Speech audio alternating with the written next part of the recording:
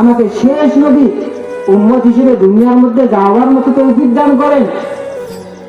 আর আজকে আমরা আল্লাহ পাক রব্বুল আলামিনের কাছে চাইলাম না, কখনো না চাইতে আমাদেরকে এত বড় একটা সম্পদ দান করলেন।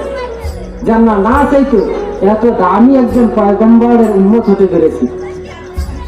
হাশরের ময়দানে সমস্ত নবীরা পর্যন্ত ইয়া নফসি বলে চিৎকার করবে, আর আমাদের পয়গম্বর হযরত মুহাম্মদ সাল্লাল্লাহু আলাইহি সাল্লাম শুধু আমার উম্মতের কি হবে, উম্মত বলে চিৎকার করবে।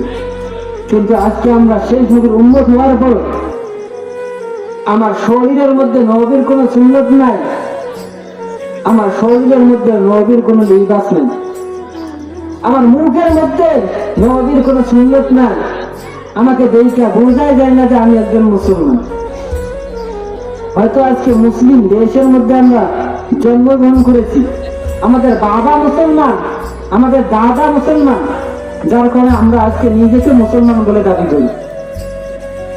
কিন্তু যদি আমরা এই অবস্থায় খ্রিস্টান দেশের মধ্যে জন্মগ্রহণ করতাম, বা এই অবস্থায় যদি আমরা খ্রিস্টান দেশের মধ্যে যাই, যাওয়ার পর যদি ওই জায়গার মধ্যে ঘটনাক্রমে অ্যাক্সিডেন্টে আমার মৃত্যু হওয়ার পর আমাকে চিহ্নিত করার কোনো উপায় আছে আমি একজন মুসলিম নাকি হিন্দু নাকি খ্রিস্টান?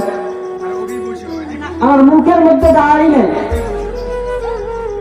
আমার শরীরের মধ্যে সুন্নতি কোনো লিবাস নেই,